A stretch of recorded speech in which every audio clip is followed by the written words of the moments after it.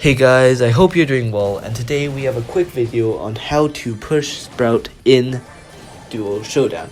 So Sprout is what everyone considers the easiest brawler to push to rank 35, but I would argue that it depends. If you are facing a lot of Sprouts in your push, I would say it is a pretty hard brawler to push to rank 35. Sprout vs Sprout is just a really annoying matchup.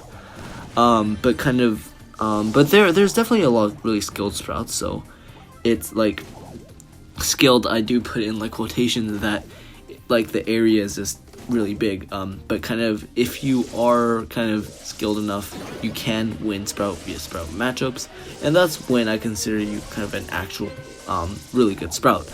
But if for us, I would actually, for me specifically, I would consider it to be easier than even 8-bit in solo showdown.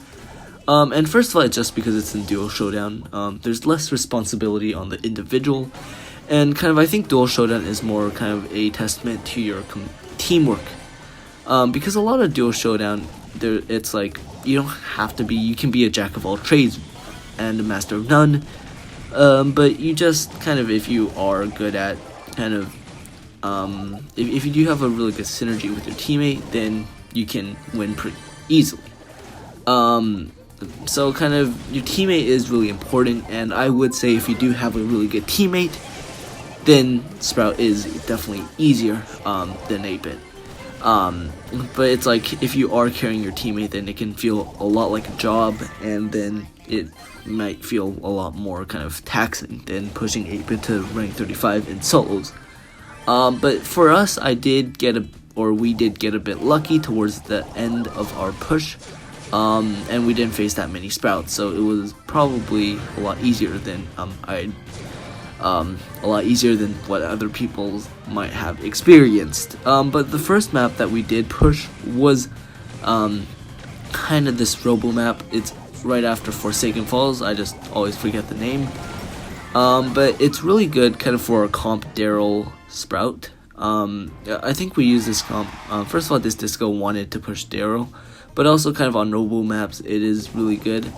Because Daryl can take out Robo pretty fast, and if you want to see how you do that, please watch my Daryl video where it's like I show exactly what Daryl does and what Sprout does. So that's why I didn't really include that much detail about the Robo maps, because I think I already covered it pretty well in my previous videos. And the ones I wanted to showcase were the maps I didn't really I'll at least talk that well about, and one of these was Treasure Hunt. I think Treasure Hunt is really good for Daryl and Sprout, particularly because of the walls. Although it is quite open early game, you can really hide behind a lot of the walls, and I found out with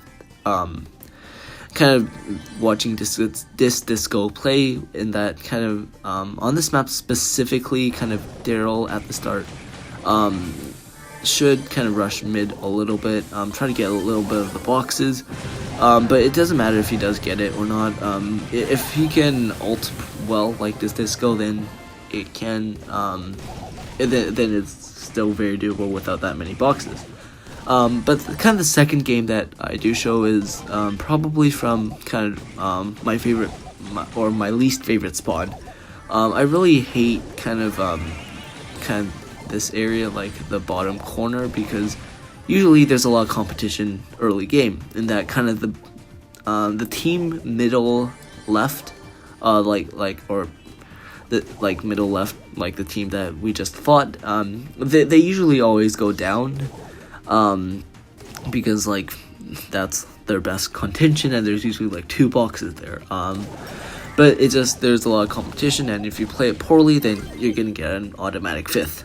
But if you're Sprout and you do get the bottom position, then that's something worth going for. But if you do get top position, although a lot of random teams do go for it, I would actually suggest not going for it. You could try. The only problem is you have to play pretty aggressive, especially since there's also kind of the bottom team does have bottom advantage, which is kind of where I don't know. It's just for me, I shoot better facing downwards, so or facing kind of if my shots are going up. So bottom team can shoot, or they usually shoot a little bit better than the top team. And this is amplified even more when there's a sprout. So if there's a sprout on the bottom team, then it's just very hard for the top team to do anything.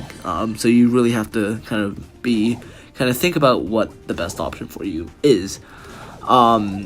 And kind of here, we do get bottom advantage, and kind of it's easy. Although Mortis does carry, I also think kind of the good thing about Daryl is that he does defend pretty well against Mortises. And kind of Daryl is just if you play aggressive, if you have an aggressive playstyle, then Daryl works really well. And kind of, yeah, this disco is a lot more aggressive, and I think a lot more effective at being aggressive than me, so it was definitely it worked really well on most maps.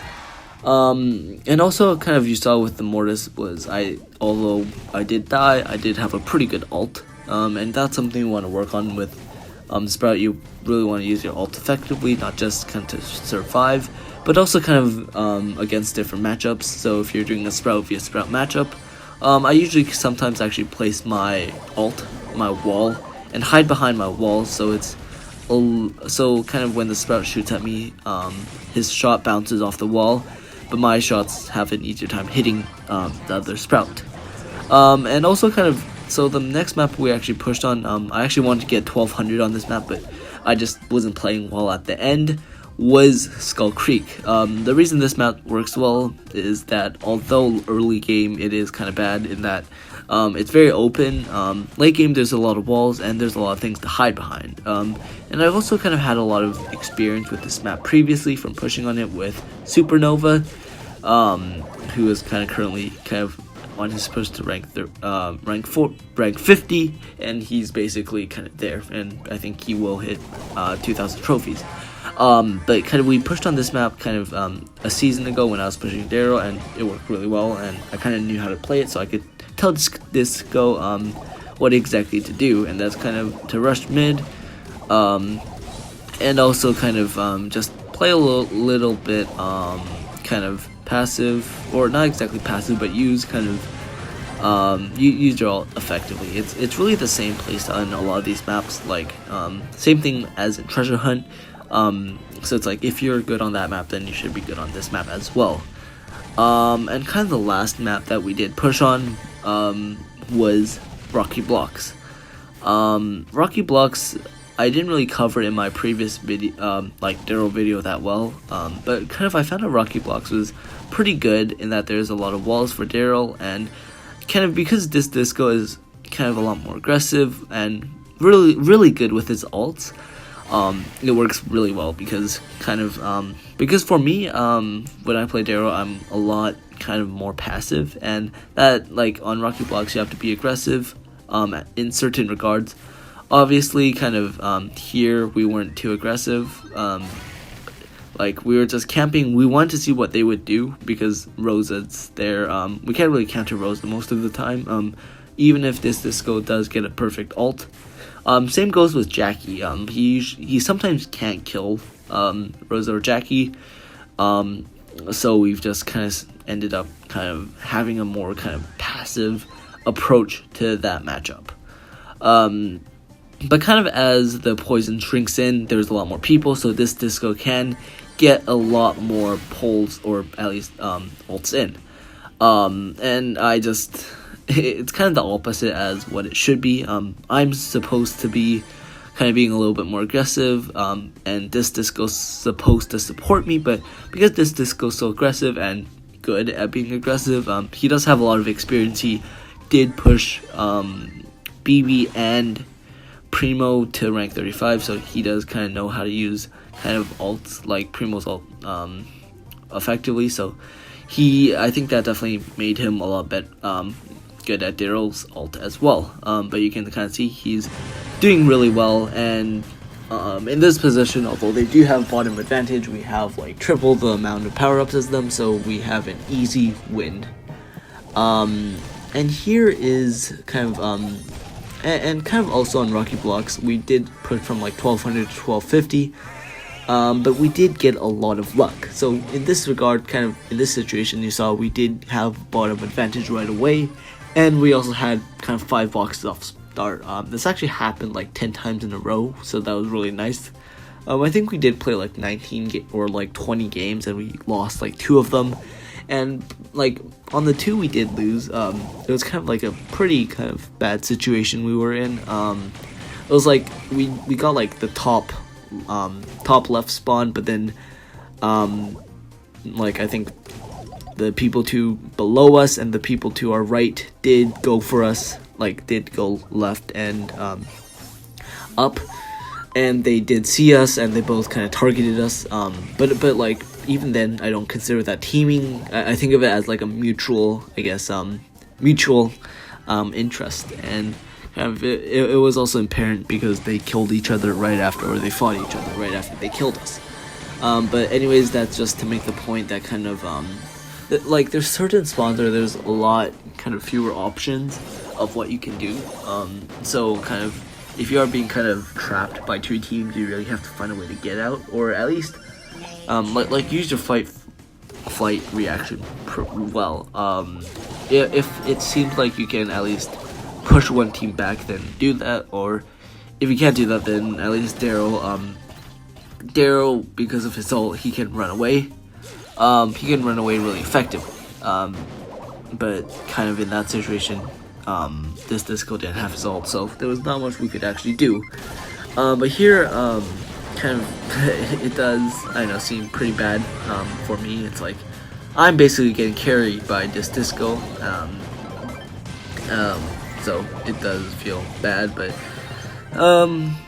he's good, and I do very like not a lot of work. But here is our final game to rank 35.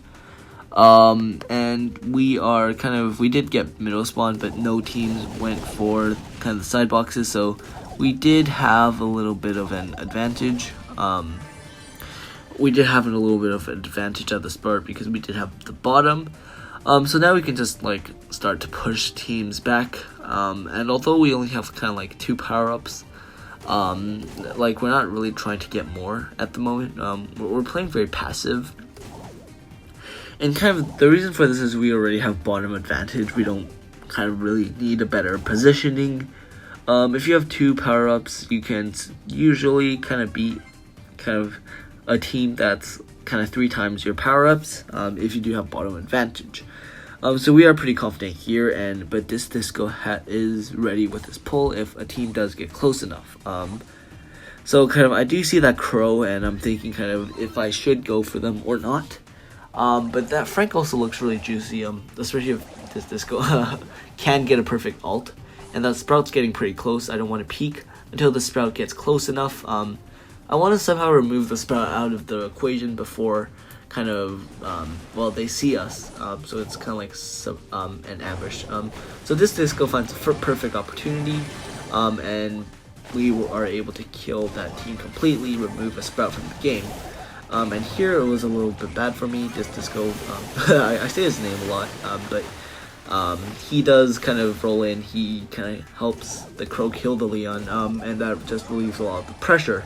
Although we didn't get all the power-ups from that kill, it's more important that we survived, but with both our lives, really. So that was really well done by this Disco. But here I do make a small mistake that kind of costed us the match. I had a really bad,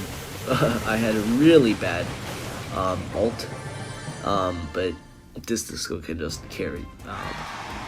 And with that said, that was our rank 35 match. I hope you enjoyed the video. If you are pushing Sprout, I do recommend that you push him kind of really fast, because I think he will get nerfed within the next week, or if kind of before the next update, because I think in the update they will change the mechanics. So if you do want to push him to rank 35, your best hope is to push him on Forsaken Falls and Dark Passage. Use like a ranged comp like Piper Sprout or Brock Sprout. I'm gonna actually attempt Piper Sprout next season, so Wish me luck on that. But if you are pushing Sprout or want to push Sprout, I would kind of say quickly find a teammate who you can do for those kind of 2 days and kind of get to it pretty fast. But on that note, thank you for watching my video, and I hope you enjoyed it and you have a great day.